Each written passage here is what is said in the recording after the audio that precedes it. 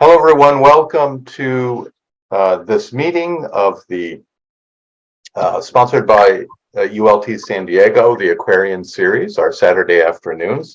My name's Joe Miller, and I'm a member of Santa Barbara's, an associate of Santa Barbara's ULT, and that's where I am residing in Santa Barbara.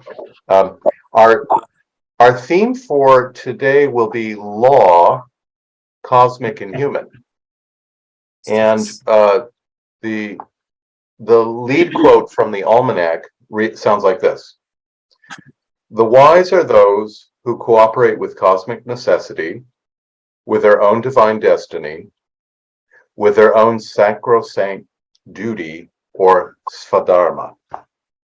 And that was from Hermes Magazine.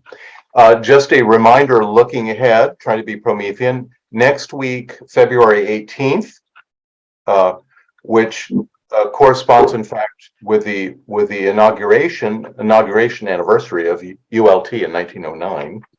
The theme will be the Eye of Shiva. On February 25th, the theme will be fire. And on March the 4th, we'll be taking up the theme of the seed of enlightenment.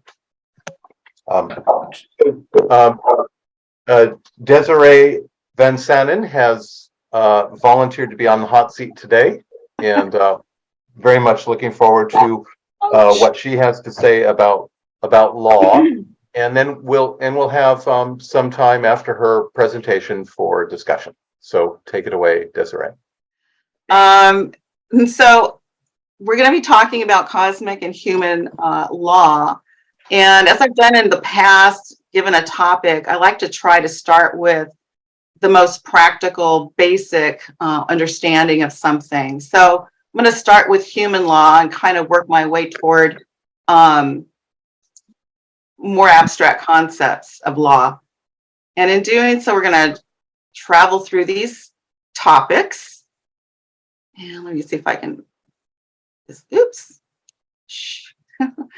So we're going to discuss human law defined and some historical bits about how law came to be, natural law theory, universal law in terms of abstract motion, and the three fundamental principles, of course.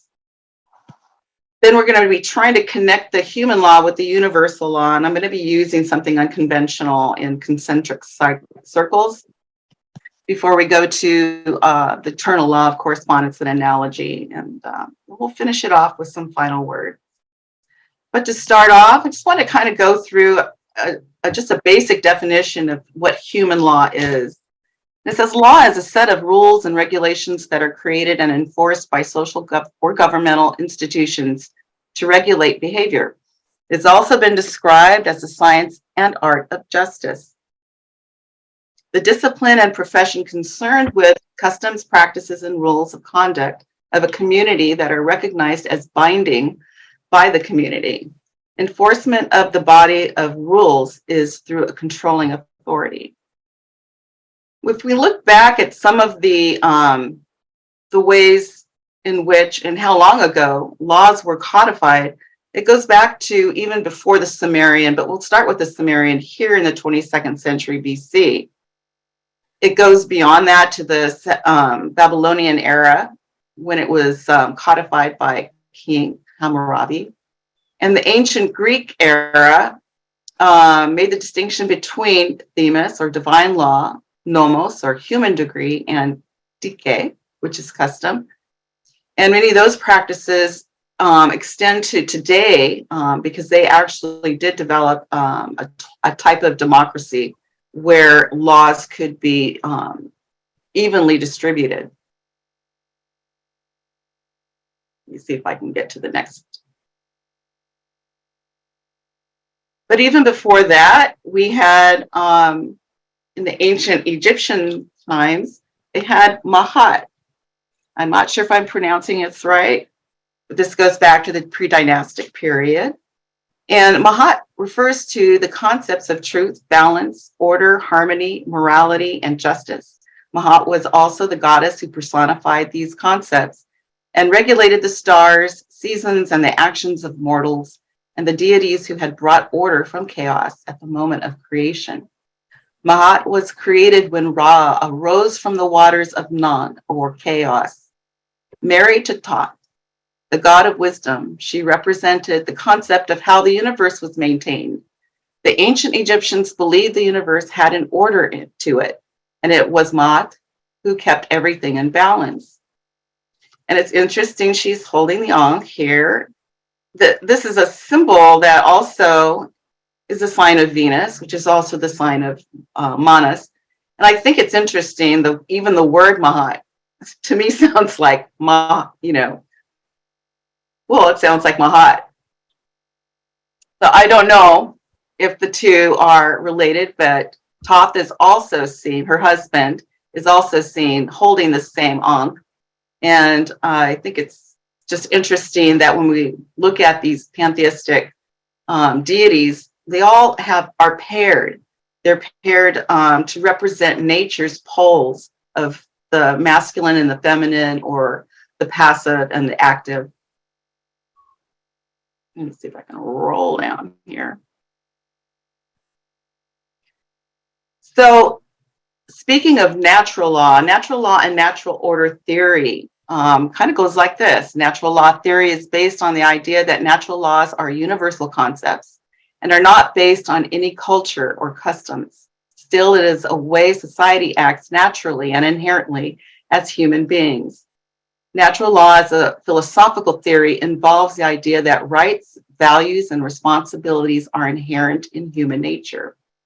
And we see that in animal nature, even. Natural order encompasses the natural relations of beings to one another in the absence of formal law. And the interesting thing about this, too, is that even if there is no codified law, people who are working together in a community will have some type of expected behavior. So even before there was codified law or anything written in stone, people understood that there was a certain type of behavior that was acceptable and a certain type of behavior that they found deterrence for because it wasn't beneficial to the group. So if the behavior was somehow harmful or wasn't protective of the group and somehow didn't allow the group to prosper, those behaviors or those people with those behaviors were shunned. So that would have been a natural approach to law. That's not necessarily written down, but it would have been practiced, and it would have been an oral tradition. I think it's interesting too, because, and this is just a personal experience, my ex-husband and I used to coordinate part of the interfaith shelter through our church at the time, which was the Unitarian church. And you would get the same people that would start out at one church, and every 2 weeks they would move to the next church and then to the next church, or whatever facility was housing them during the coldest months of the year. And by the time they got to our location, they already had some sort of internal understanding with each other. They knew that certain people were best at cooking, other people were best at cleaning, other people watched children, other people were more the mediators. So if there was a problem within the group, that person would be the one to kind of step in between and help negotiate, problem solve. So you find that even in groups that are, for the time being, not governed by any sort of law, or for an example, a lot of homeless encampments will include people that have been together for a while. And even in those homeless encampments, they have a certain unspoken expectation of one another. It's almost as though they know each other's strengths, and maybe some people would be their protectors and others are more involved with childcare or with animal care or taking care of the hygiene of the group. So it's kind of an interesting phenomena, but it goes to show that human beings have a natural inclination toward some form of order, that's part of our inheritance. But here we're getting into looking at nature as an example to follow.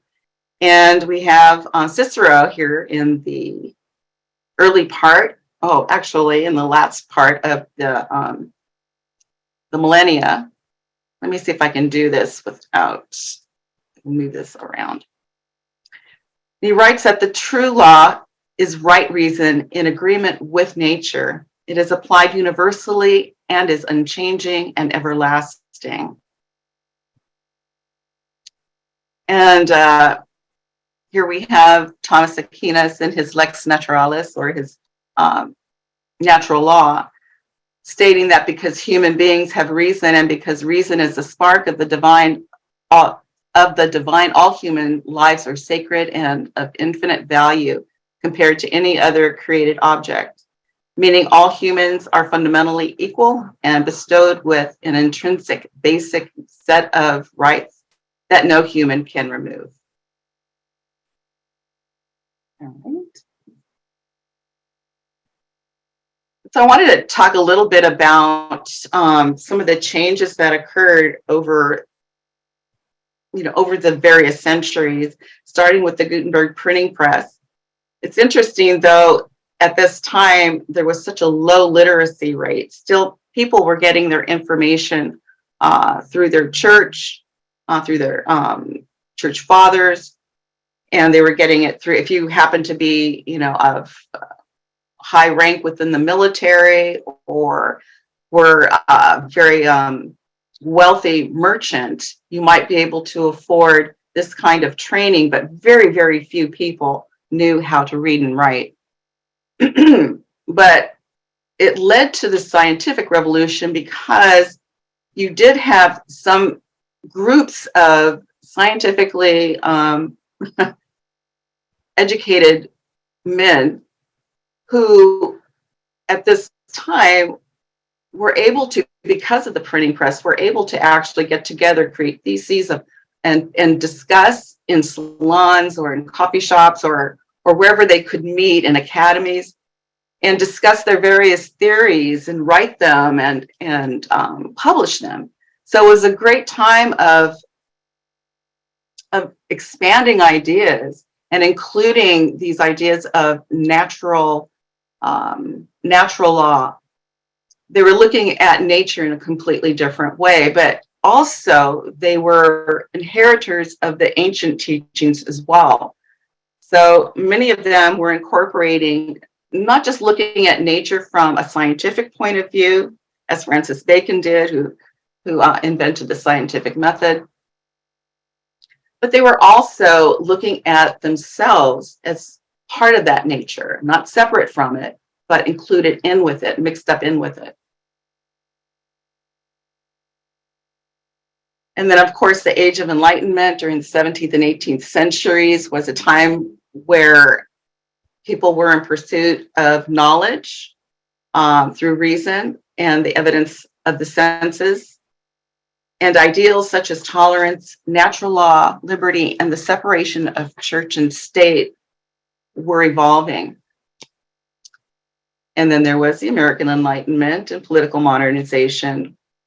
But this was a time when natural law really branched out to bring about a humanistic approach, which transformed from civil rights eventually into what we know today as human rights.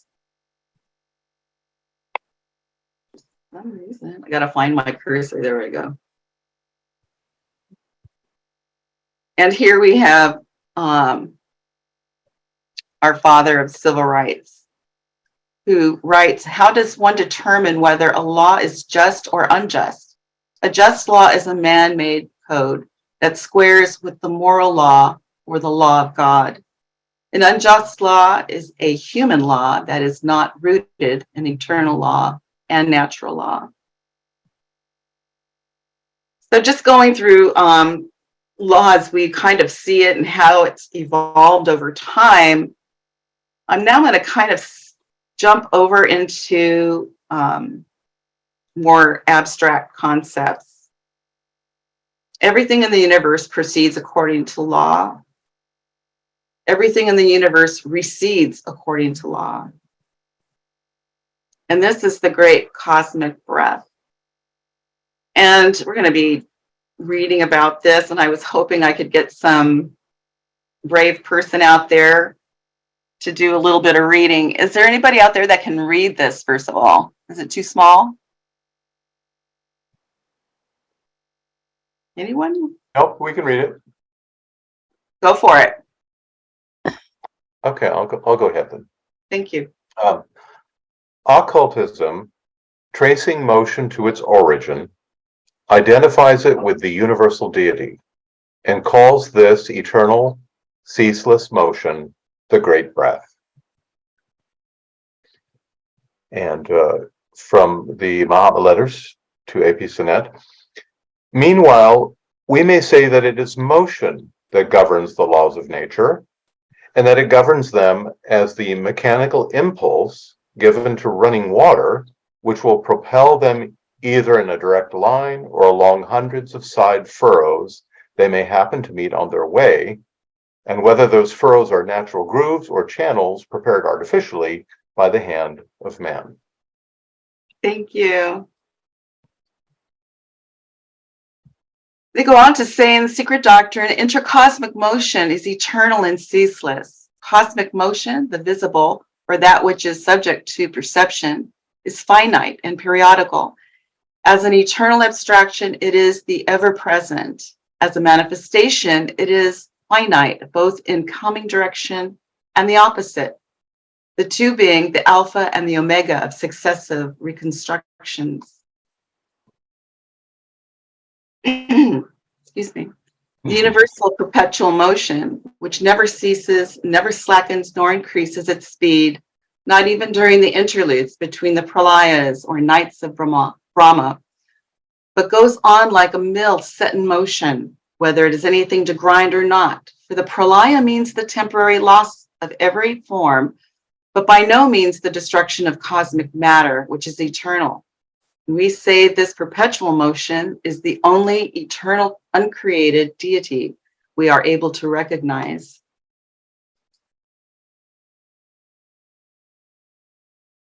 Nothing in nature springs into existence suddenly, all being subjected to the same law of gradual evolution.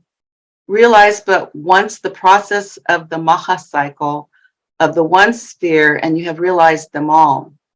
One man is born like another man. One race evolves, develops, and declines like another and all other races. Nature follows the same groove from the creation of a universe down to that of a mosquito. Studying esoteric cosmogony, keep a spiritual eye open upon the physiological process of human birth. Proceed from the cause to effect, establishing as you go along analogies between the birth of a man and that of a world. Law in nature is uniform, and the conception, formation, birth, progress, and development of the child differs from those of the globe only in magnitude. And so on the subject of karma, we know karma by so many names. We know it as the law of cause and effect, the law of retribution, the law of merit and demerit, the law of justice and mercy, universal morality, the law of equilibrium and harmony, the good law, compassion, the great economist. B.P. Wadia writes, reverently let us withdraw from their presence and try to gain for ourselves illumination on the subjects on which we are capable of formulating questions. What our universe is, how and when and where it can be, and why, is the study of cosmogenesis. What we ourselves are, how and when and where we came to be, and why, is the study of anthropogenesis. Both are boundless, both are immutable, eternal, and omnipresent. Both are what they are because of the law of cycles. The two are one because they cannot be different. To divide them would be to perform a miracle, but there is no miracle. To know them as one, the study of magic is to be pursued. And I'm sure he doesn't mean the study of abracadabra stuff. Okay, I'll move on here. And so this study is also one of our declared objects of the Theosophical Society. It's to investigate unexplained laws of nature and the powers latent in humanity. And I don't think this is about trying to manipulate nature. This is all about trying to understand nature and our relation to it. I don't think that we go into, a situation where we think we're supposed to somehow be a manipulator in all of this. I really truly believe that it's up to nature to determine, where we are in that spectrum. But for us to be able to study, contemplate, meditate, and observe nature to the best of our ability, and with humility is, I think, and giving reverence to nature, because that is the container of all. We're only intelligent beings through nature. And so I've kind of got this crazy little diagram here, and it's not mine. It's one that I've used. There's a little bit of a story that's behind it. Several years ago, probably more than a decade or so ago, I work at an educational institution, but I was going from one meeting to another, and I happened to see this sign out in front of one of the lecture halls that said, investigating truth.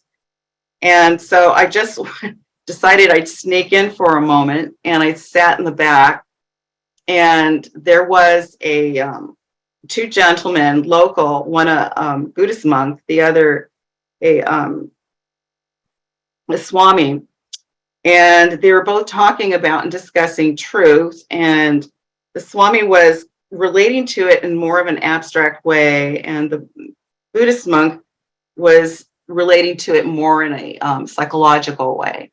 And you could tell that the Swami was kind of looking at the audience, the students, glassy-eyed students, thinking, let me try another method to get this connected. And so he turned around to the whiteboard and he drew a circle, and inside the circle he wrote truth. He said, this truth is unchanging. It doesn't matter what you think or how you interpret this or how you interpret that. This is a constant. It doesn't care what you think. It will always be. And then he drew a second circle. He said, this is our trying to understand that truth. And it comes to us through lore, through devotional practices, through stories, both oral and written, and through our intuitive understanding of what we see in the universe and in nature around us. And then he drew a third circle and he said, now, this is the stuff that changes rapidly. These are our social changes. This is what's going on politically. This is what's going on in terms of education and technology. These things are constantly changing. But we're trying to reflect back to that truth, looking through this guise of whatever's going on in our social condition at the time. So the object is to try to penetrate back through the lore, through the religions, through the devotional practices, and make correlations so that we can get back to these more abstract concepts. And in that moment, it made sense to me. And I don't know if it was because it was more visual, it was more graphic versus just words, but it's something that I've been referring to for a very long time. And then as I got to thinking, well, this has to do with the added internal law of correspondence and analogy that HPB emphasizes so much. She doesn't refer to it as a simple method of understanding something. She refers to it quite bluntly as the eternal law of correspondence and analogy. And this is because as above, so below. That is a law that's at the very center of those concentric circles, as above, so below. Finding the correlations and correspondences between natural law and human or practical laws relies on the law of correspondence and analogy, observance of nature and its outer movement. And this is in parallel with observance of inner knowledge, moral understanding, and balance in thought and deed. So that's a reciprocated process. She writes, as is the inner, so is the outer. As is the great, so is the small. As it is above, so it is below. There is but one life and law. And he that worketh it is one. Nothing is inner, nothing is outer, nothing is great, nothing is small, nothing is high, nothing is low in the divine economy. The law of correspondences will lead you to discovery of the greatest mysteries of macrocosmical life. But to arrive at the macrocosmical, you must begin by the microcosmical. You must study man, the microcosm. In this case, as physical science does, inductively proceeding from particulars to universals. At the same time, however, we must never lose sight of the Platonic method, which starts with one general view of all and descends from the universal to the individual. Oops, a daisy. Sorry. I apologize for the noise outside. I live in a very urban area. And so what I did here is I just sort of tried to take those concentric circles and do a chart so that we could see human law on one side and the more abstract concepts on the other.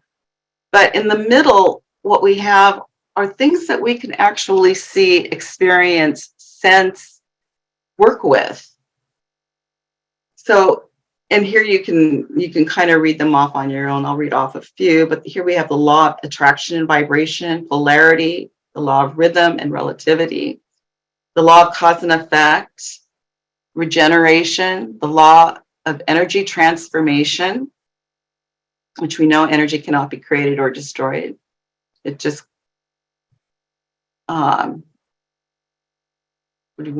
transmutes. The law of periodicity, observed and recorded through lore, legends, myths, iconographs, and symbols, oral traditions, devotional practices, our intuitive faculties, and our understanding of the interconnectedness of all of life. And on an ending note, I just want to read this little blurb here from the Mahatma Letters. Parabrahm is not a god, but absolute immutable law, and Ishwar is the effect of vidya and maya, ignorance based upon the great delusion. Immutable laws cannot arise since they are eternal and uncreate, propelled in the eternity. We recognize but one law in the universe, the law of harmony, of perfect equilibrium. And I found this article by Carlos Cardosa Avelin, and it seems to really tie everything together when we look at the both human law and of the greater law. In more than one sense, the study of theosophy is akin to the study of law. Theosophists do not mainly try to understand the socially created or formal law. The challenge is to study above all the natural law as it is written in human consciousness. The pilgrim must observe the laws of life as they regulate evolution. Theosophy is the natural law itself. It is the dharma of nature. Life invites us to work in harmony with our inner nature. Having respect for the laws of one's country makes it easier for us to follow the laws and rules that are recorded in a nonverbal way in our own heart. And that's it, folks, except that I did want to ask a question for everyone. Could we even begin to create law formally in a practical environment if it wasn't for if it wasn't for the fact that it's already in us, I don't think we would be able to do it.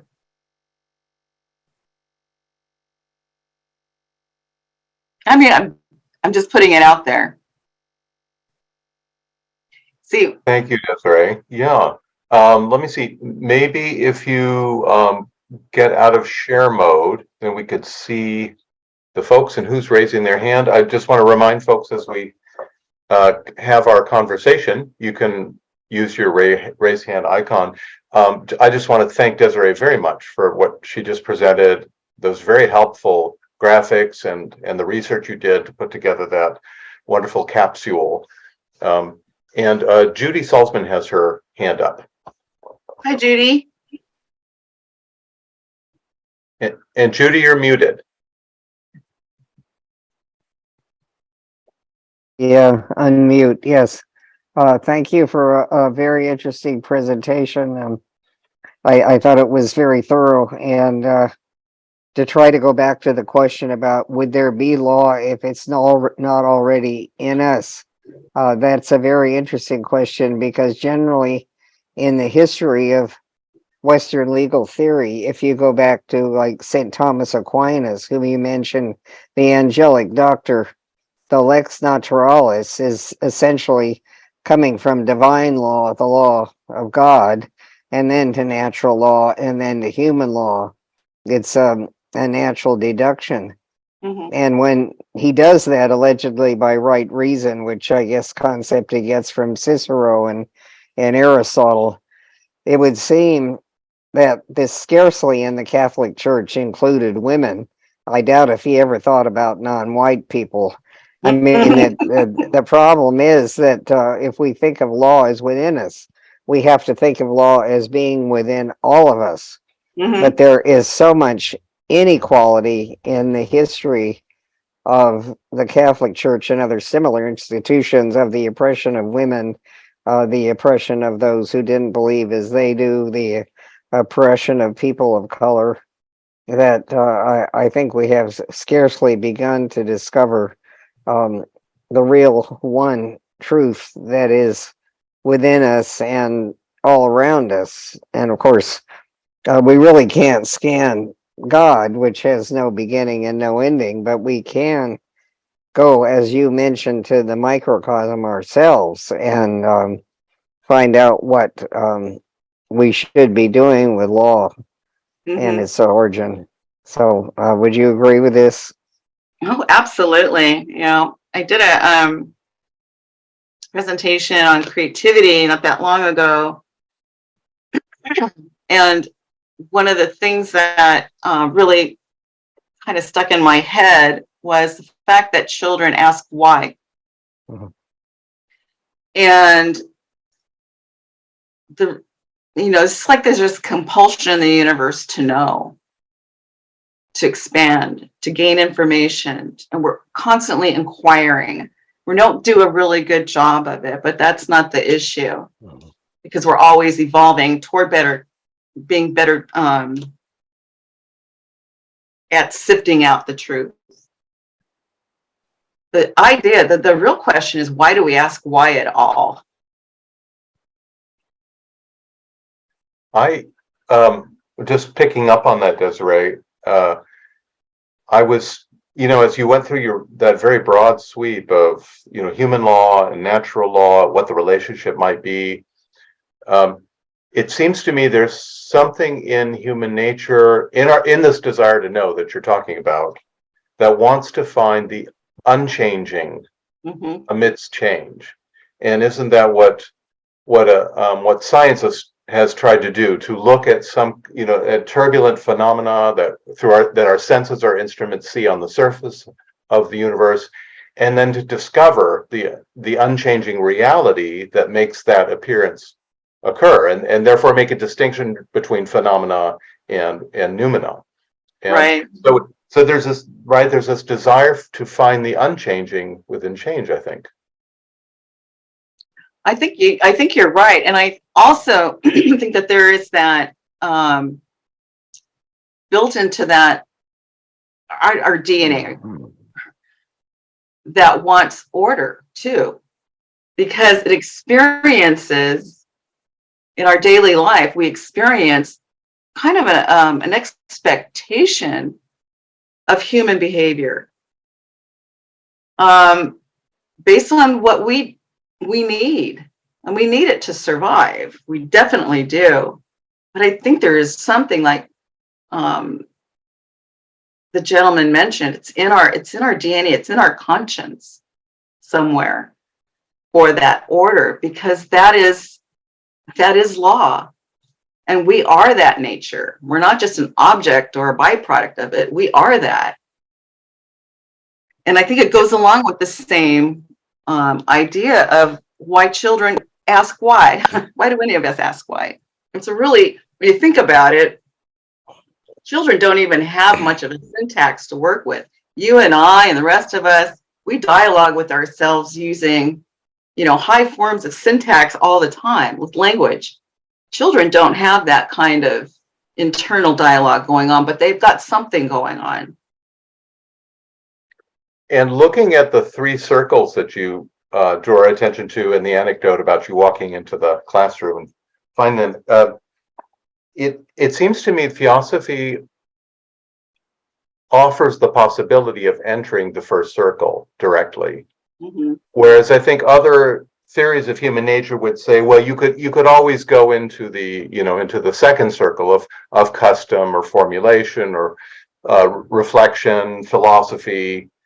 But Theosophy suggests that remarkable idea that our awareness could actually be merged into the truth itself. Mm-hmm. Anybody have any questions? Thank you for those comments. Yeah. David, please. David? Well, hi. Yeah, one thing that was coming to my mind is in human law, what it's coupled with is the idea of punishment. When you break the law, we set up all sorts of punishment. And I was thinking of, Dostoevsky's famous book, Crime and Punishment. And in that book, he makes the point that when we do something wrong, if we have a conscience, that's when we suffer.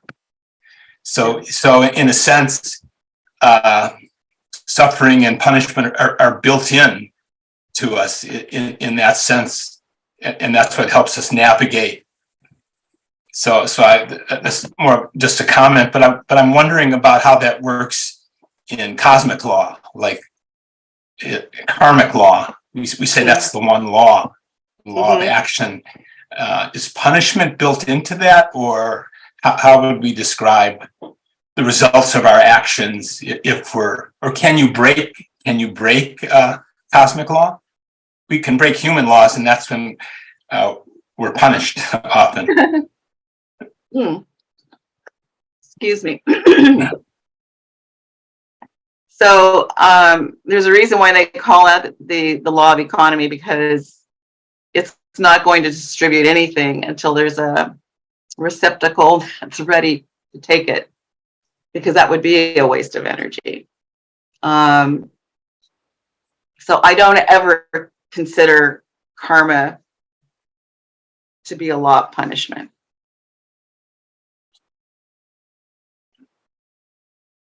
It's a law of exacting.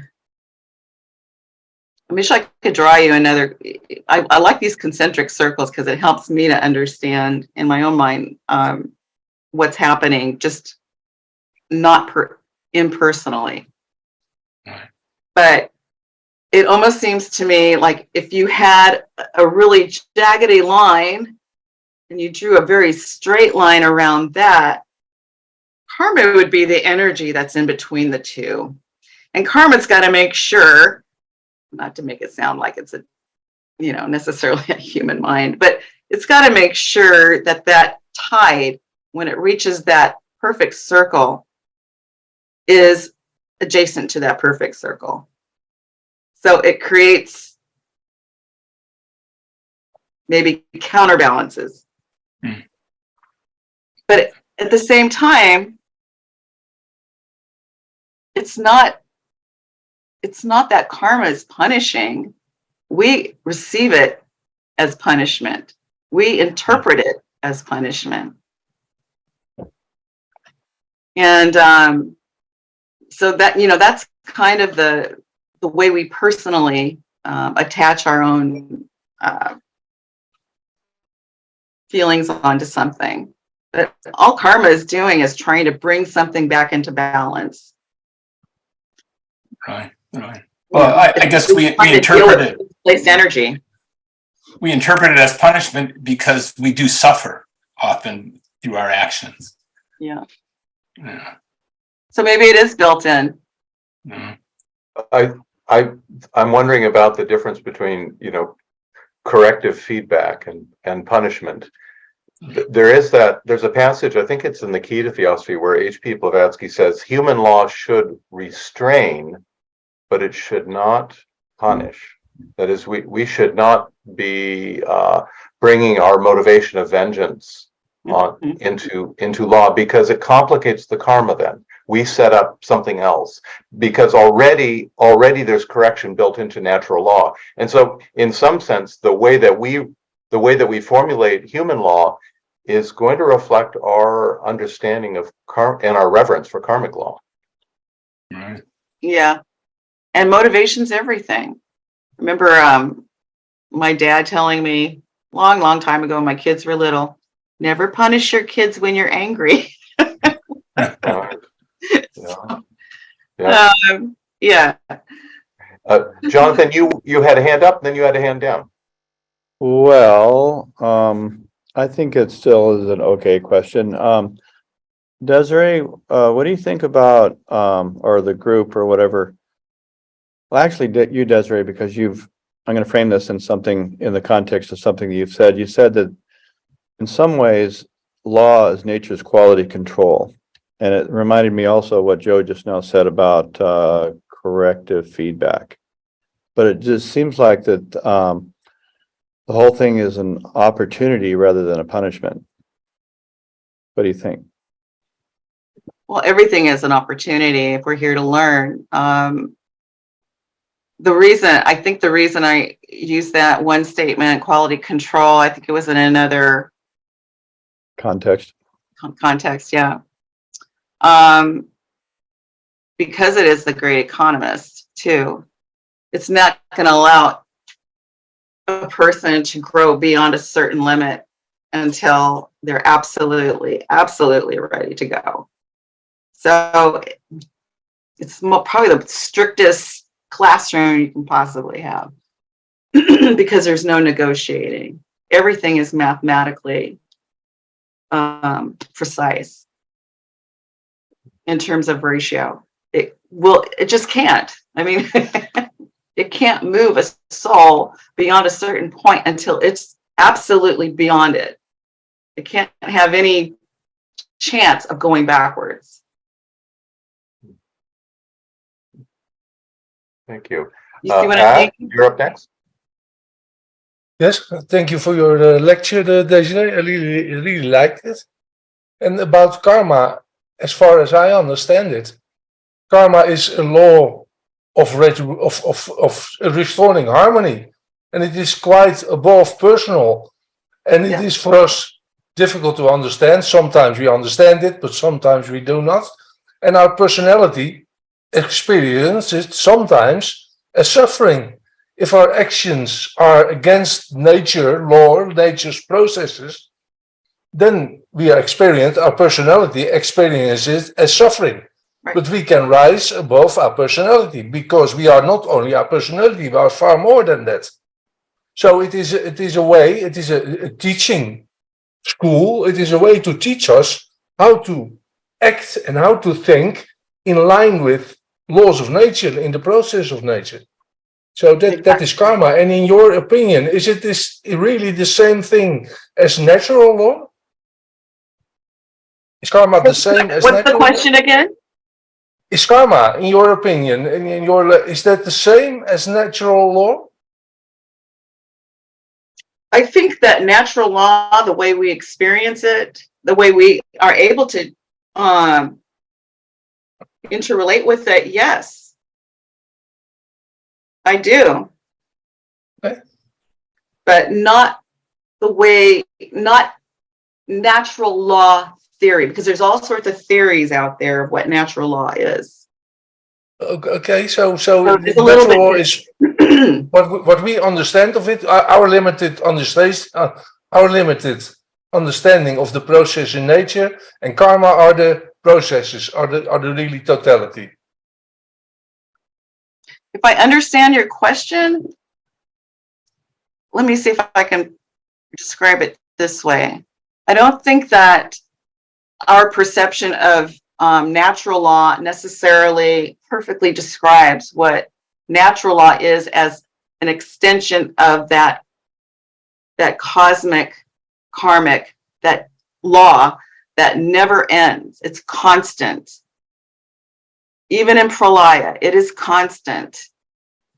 I know that there are some ideas that, well, we'll just get away from karma. We'll just, evolve to a point where it goes away and karma doesn't go away. We may not even understand. We might get to a point where we don't sense its reaction. Then karma is operating in a different phase. It doesn't mean it stops. It's still operating. It never stops operating. We're looking at it, I think, so personally that it's hard to kind of jump outside of ourselves and see it as a completely impersonal agent. It never stops moving. I mean, you can be yourself inert and not moving in any direction or causing anything, completely still, and that karma is still in operation. It always is. It changes, maybe its effect changes according to the type of matter it has to operate within. And in this case, the matter or the thoughts that we produce create waves. It displaces energy. We're all like little energy packets, but we displace it. And all it's doing is putting it back so that it doesn't have larger effect. It's correcting. It's a completely impersonal action. It is action itself. And it's very much, she calls it the one life. And I've often wondered why she calls it that. Maybe someone can speak to that. I don't know if I'm even answering or helping with the question. Yeah, you were helping. You were helping, of course. In the one life, you can interpret it that karma is Atman. That's also a very common sentence, and that is as high as we can understand it. And we may be that. Yeah, we are that. We are our own We are karma. that law. And well, I think that's kind of, at the end of the day, I have to say that. We are that law. Yeah. It is not outside of us, it is inside of us, and we experience it. Yeah. And it's everything outside of us too. Yeah, in, out. Desiree, I wonder, there was a quotation you gave, I think it might have been from one of the master's letters about the analogy of human birth and development, and how I think the quote was encouraging us to see the correlation between cosmic birth and development and human birth and development. And, we hear about the stages of, that Shakespeare talks about the classical 7 stages of man, or the development we go through every 7 years, and we can mark how there's characteristics appropriate to each phase. I wonder if you have anything to say about that with our understanding of law. So I try to see that as if you take a child There's no syntax. They're experiencing very dharmically until they get to the point where they're starting to,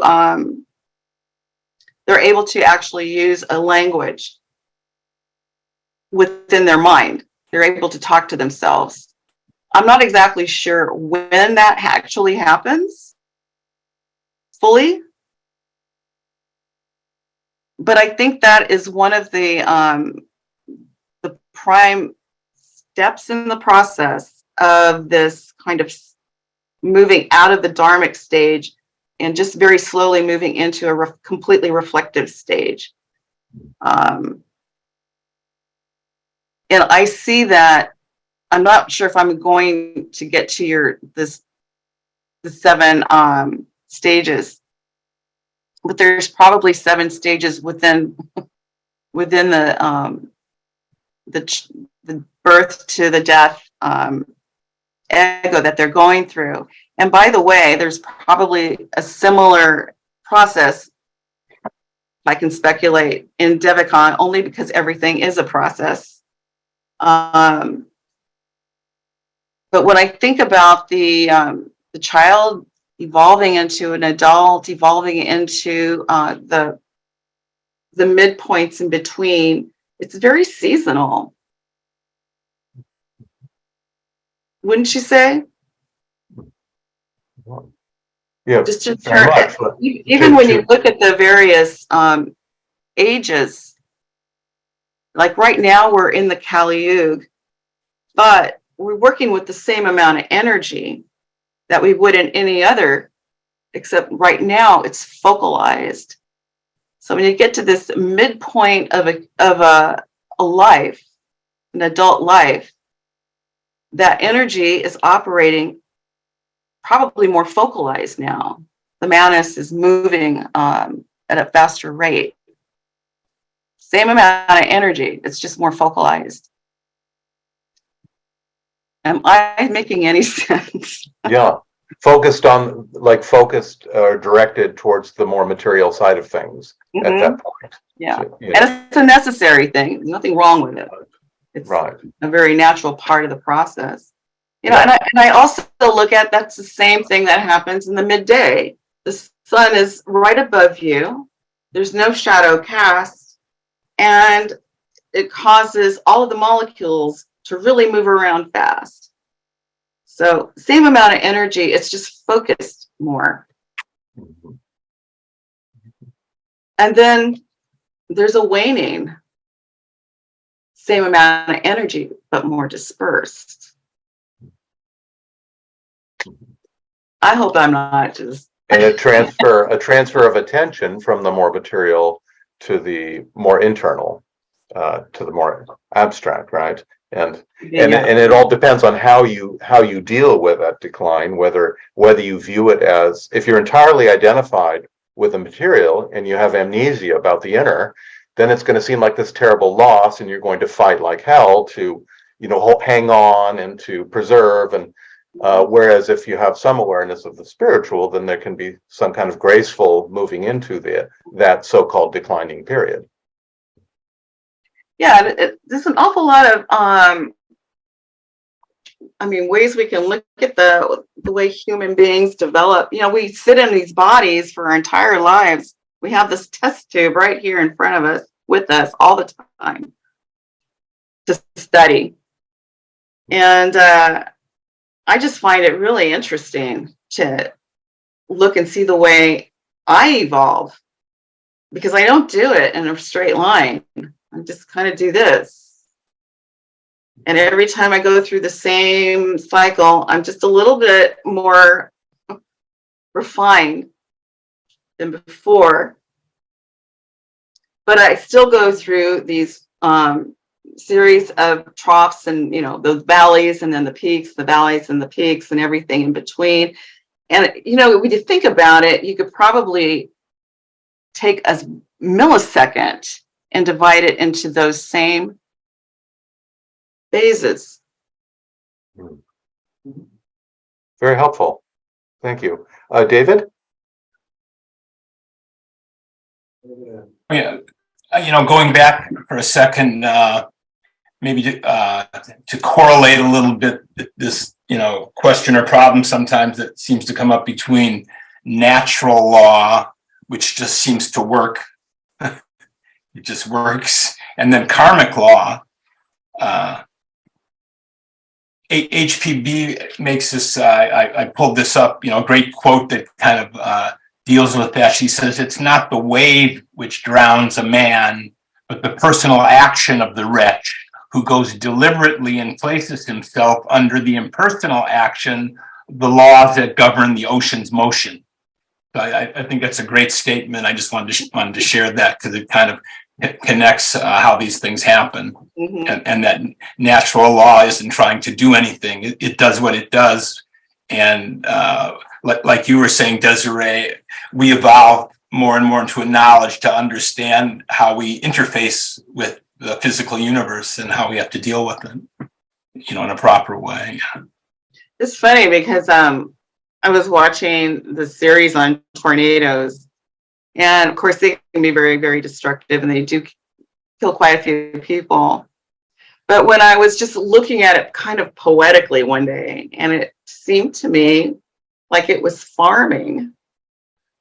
The thing was, the lightning was almost like ionizing the air, and then this finger comes down and it aerates the soil, and then right after this sheet of water comes and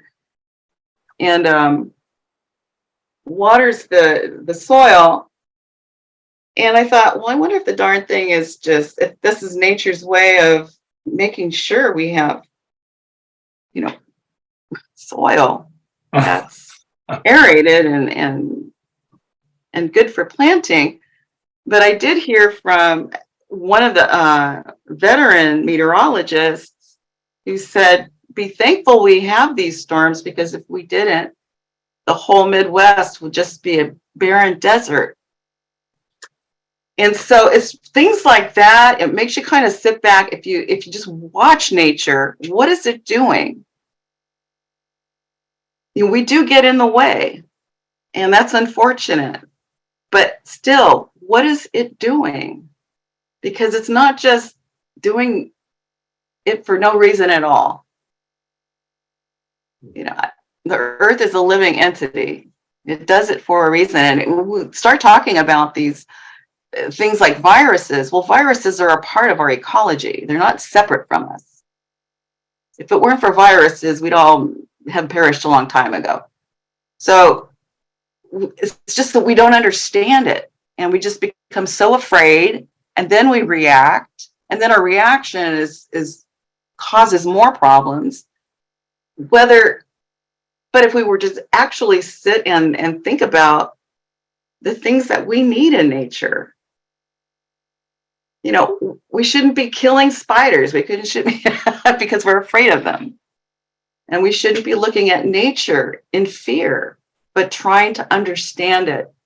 And the whole thing about the sixth cycle is going to be about understanding, not about reaching some, degree of consciousness where we don't have karma anymore. It's going to be about understanding, simply understanding, and revering nature in that understanding. And that takes humility, and it takes patience, and it takes someone who can observe. And that's like what I think that that's what I get out of these teachings. I was going to read a little part of B.P. Wadia's book, which is all torn up right now, but do you think I could do that? Absolutely. And he's responding to a message by KH in this particular article called Deity, Law, and Being. He writes, the God of modern science and philosophy hovers between the unknown and the unknowable. One great service science has already rendered to the cause of truth, vis-a-vis, it has ushered in the reign of law in the domain of belief and knowledge. It has destroyed the notion of a lawless universe and has demonstrated the supremacy of law which works everywhere and always. Modern knowledge is not in a position to define, describe, or expound the nature of that law, which is at once the deity and the universe, for the two are one.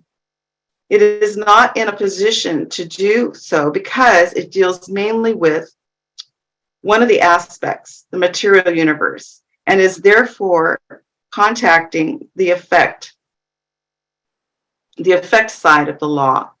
When it emphasizes the research of living forms and conscious intelligences instead of forms of life and modes of motion, it will touch the causal aspect of the law, which is deity, universal, impersonal, ever becoming, rooted in Venus and the basis and playground for the birth and death of all beings, atoms or gods or intelligences.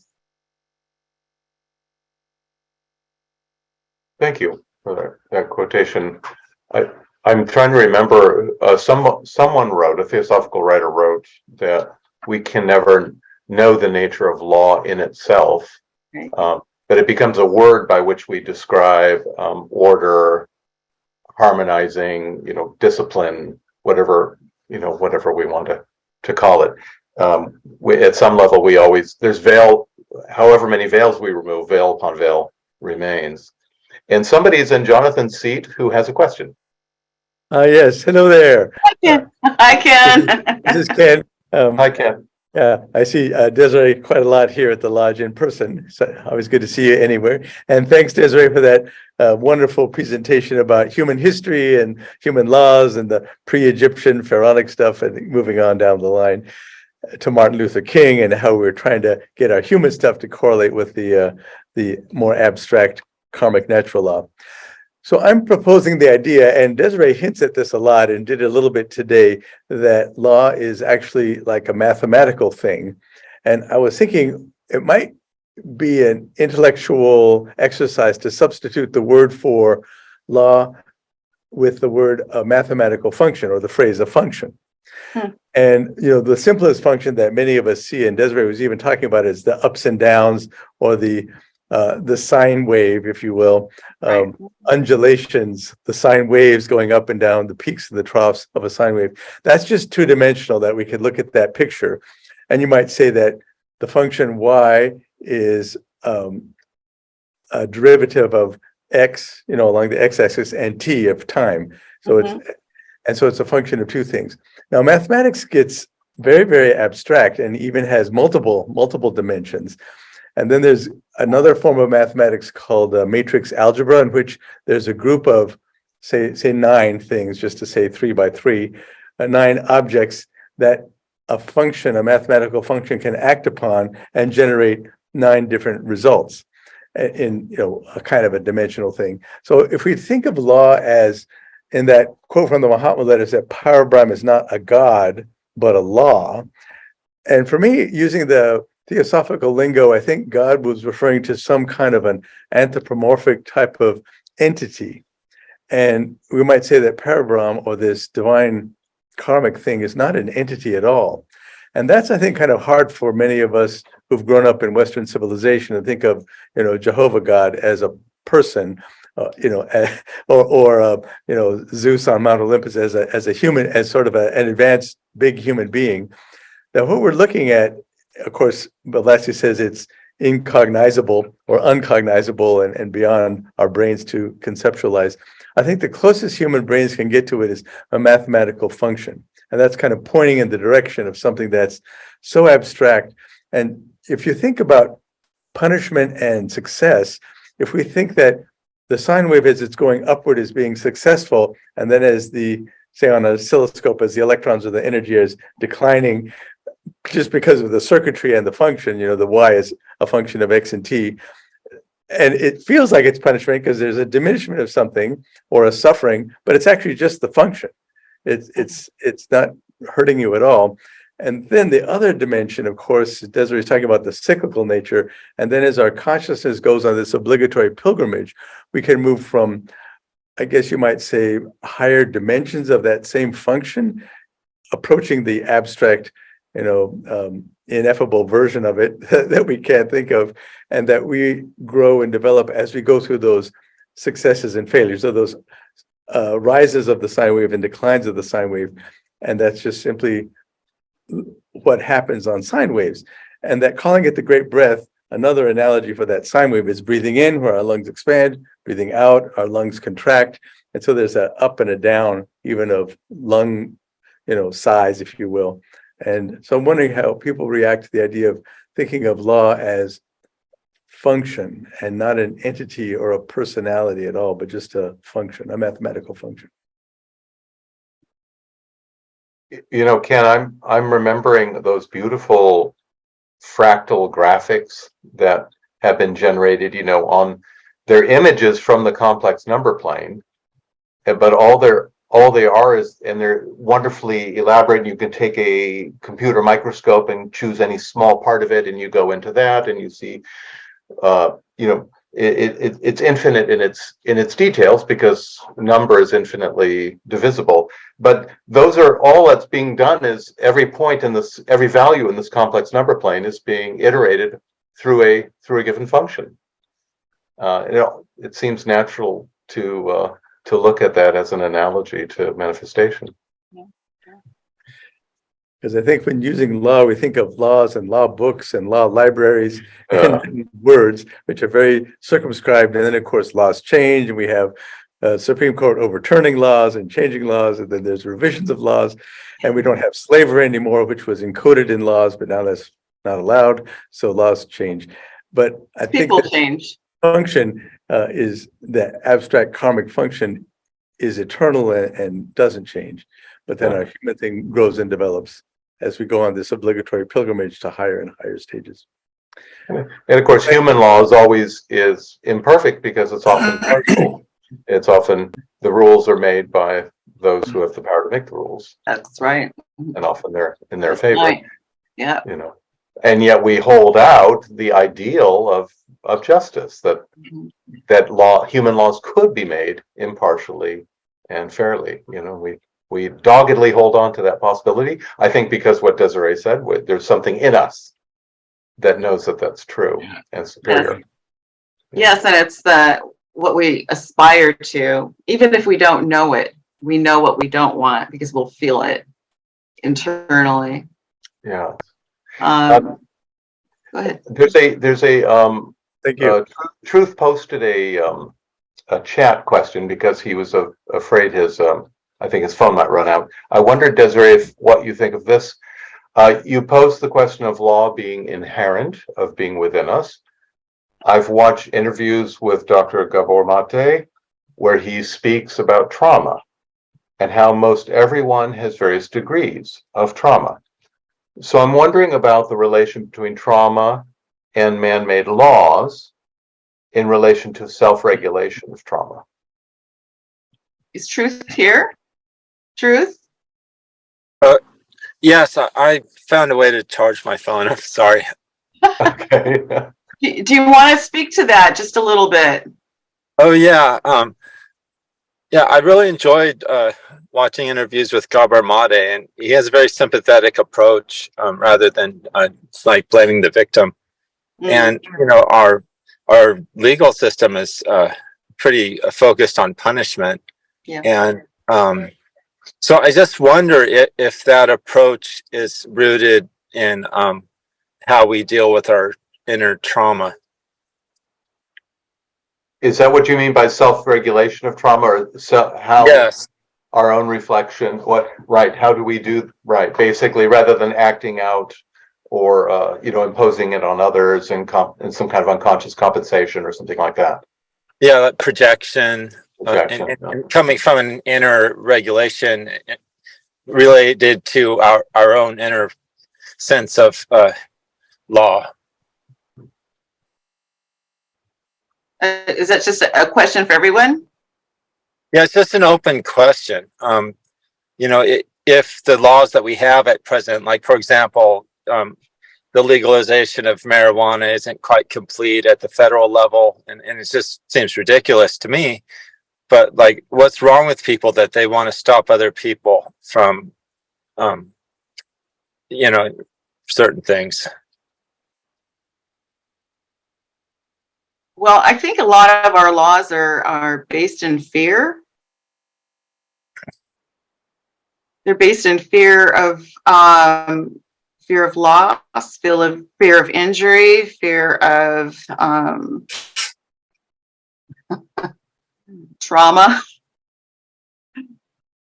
And so maybe in order to stave off in our minds trauma, we cause trauma on others. I know that sounds ridiculous. Well, I think that, there's a lot of attention on this, and I think Gabor Mate points this out. To the degree that we don't address our own trauma, or we bury it, or we try to live under a wave of distractions, we often end up acting out and imposing trauma on others. And I think underneath that, a lot of times, is some notion of injustice. So, the principle of karma can be a tool by which we begin to address this, but it brings up the really important question of how does one look at one's own trauma and assimilate it and disarm it before it, if it has a tendency to explode, or do we end up imposing toxic guilt on ourselves? And I think one of the tools that a spiritual path like Theosophy points out is to begin to identify there is something within us, even despite anything that we may think about on the outside, there's something within us that is uninjured. There's something in us that is not traumatized. And if we can identify that and commune with that and draw that out, despite whatever's happened on the outside, from that position, we can, include ourselves, and we can begin to learn and look at the outer details of our lives. Suppose we grew up under authoritarian parents or whatever, we can begin to look at that in a larger karmic field, in a larger impersonal way, and in a way in which we can actually use it to our advantage. I think that's one of the big clues about karmic. The principle of karma is we can, no matter what the hardship is, we can find the inner resources to use it to our advantage and to grow by it. David? Well, I had a couple of things, but based on what you were just thinking, I was thinking, getting back to the idea that we have this built-in barometer we call conscience. Conscience is almost the polar opposite of trauma in a way. Conscience is letting us know that there's something, to be dealt with, that we have a sense of justice and wanting to bring things into balance. Trauma seems to be something is when things have gone a little haywire in us, and we really need to get to the cause, which is harder to unravel sometimes. The causes of trauma, can go pretty deep. But actually, I was first just wanted to make this one comment on what was talked about the mathematical the mathematical idea of law, which I found very interesting. But just as kind of a balance to that, the idea, where is it in the Voice, where it says compassion is the law of laws? So I found that very interesting thing to meditate on. Another avenue to look at the idea of law. So that's it. Thank you, David. As facilitator, I need to point out we are at 5:45 now, and I think we can. If you wish to stay a little bit longer, we will keep the room open. But I just want to thank Desiree for what she's offered today, and also all the stimulating discussion, and remind people that next week the meeting on February 18th falls on Mahashivaratri, and appropriately we'll be considering the Eye of Shiva. So anyway, but we can, if you wish to stay, we can have a few minutes to land the plane. But if you need to leave, it's completely understandable. Oh, I just wanted to ask Desiree and others if the idea of correction, which was really William Penn's idea of a penitentiary rather than killing somebody for stealing, for example, that they would somehow repent by going to prison. Well, we know this doesn't happen in American prisons. Terrible things happen in American prisons, and people do not repent. They come out and do the same things over again. Yeah. But it's the idea of a penitentiary or correction not more in line with karma than the notion of punishment. But how can we deal with this? Because there's some people who are sociopaths. I mean, for example, at Cal Poly some years ago, I had two students in my class, Scott and Lacey Peterson. This is very famous. And Scott killed Lacey in a lake. He pushed her overboard, and her child was born dead because he drowned. And there was overwhelming circumstantial evidence that he had done this. So there was no witness. And Scott appears to be a total sociopath from what everybody has said about him. And there seems to have been no remorse on his part, but his death penalty has been overturned by some legal technicality, so they're not going to kill him. I don't think there would be any good to killing Scott for the death of Lacey and her just-born son, Connor. But what do we do with this total sociopath? Perhaps it takes a psychiatrist to answer this question, because how can they be corrected when there is no conscience there, it would appear? Or maybe deep down there is one. Yeah. And she does say, HPB does say that we rub elbows with these folks all the time, soulless. But I think for me, it's just to not react out of fear. Because even they have a part to play. And it's for us to figure out what that is. And if it's to instill patience, if it's to bring us to the point where we experience unconditional love. You know, unconditional love, even the love that a mother feels for its child is still conditional. Let's say, and I've brought this kind of scenario up before, and it's kind of, I don't know, it breeds a discomfort. But let's just say your child is murdered by someone who has, you know, let's say they either have a very weak conscience or none at all. And could you love that soulless entity the same as you do your own child? Most people would say no. So it's still a conditional love that we're experiencing. And the reason is because it is so personal. There are efforts underway. When I see a man or a woman who loses their child to someone and then attempts to even reach out to that murderer to see if there's any way to bring them out of the darkness and into the light, I find that really compelling that human beings can do that. I'm amazed. But it shows that the humans are able to expand that love by just getting rid of the fear of loss, the fear of pain, the fear of trauma.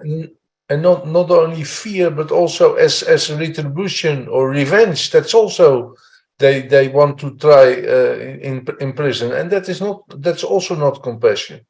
Of course, we have to protect society against very very wrong persons, but we have to try to educate them. And in Europe, we have some nice project in Norway. There's an island, and they have their own society, and there is much less reappearing to the same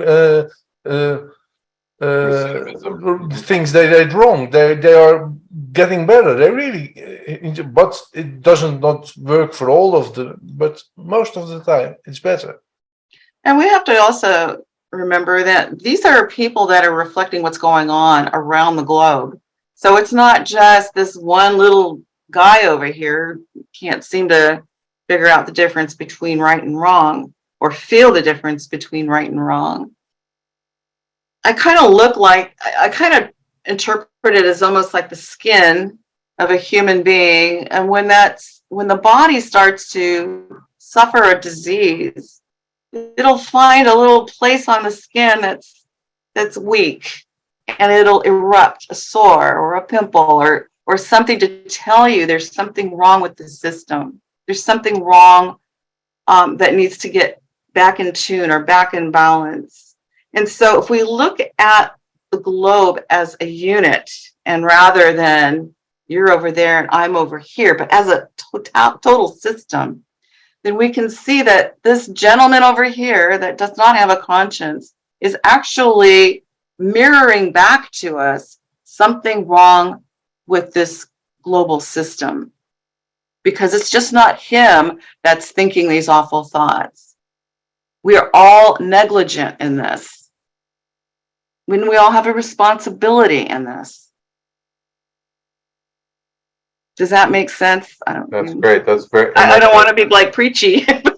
No, but it's very brave. And what that requires is renouncing the convenient reaction of blame. We so much want to find ourselves spotless by isolating the blame in one place, and you're suggesting we have to renounce that if we're going to take this larger collective karmic look. Mm-hmm. I think Judy's point, though, in general is to me just speaks to we have miles and miles to go towards a kind of reformative justice, towards towards really looking at how we can improve. And even though, yes, there are sociopaths, like she says, but there are many more examples of people, even people who've gone through prison, who've had an awakening for one reason or another. Sometimes a prison program, sometimes it's some kind of ministry in the program, Buddhist ministry or something. And they have an awakening, and they come out and then they dedicate their lives to helping other, young men, for example, often it is men, to avoid, the gangs or whatever it is. So there really are examples where it's out of that depth of pain and folly, some great power is burst, and it ends up serving a greater purpose and saving a lot of people. So yeah, and look how many people we have in prison. It's a shame. Oh yeah. It's a shame. Oh yeah. And that's often compounding trauma, and it's often they often leave in worse moral and intellectual shape than they came in. Yeah. So we've got a long way to go. I agree with you. We've got so many Black and brown people in prison that it's difficult for me to not see racism everywhere. Of course. So we have definitely a long way to go. So yeah, it's not just we have what I would say our society has to get past its being amoral. We're not quite there yet. We're working on it. We got laws that we can achieve, but we're really not in a true democracy yet. It's still an experimental stage. No. And we so value the punitive will, and that we have to see through that game, and that it's never constructive. We treat international relations that way, we treat internal matters that way, and it is just harmful and destructive. Well, we should probably close. Again, thank you so much, Desiree, for your preparation for this Everybody and for sticking it out. your wonderful insights. Really, really appreciate it. Yeah, thank you. And thank you All for right. emceeing the whole thing. Well, my great pleasure. All right. Good night, folks. Night. See you next week. All right. Enjoy your evening. Bye, everyone. Bye.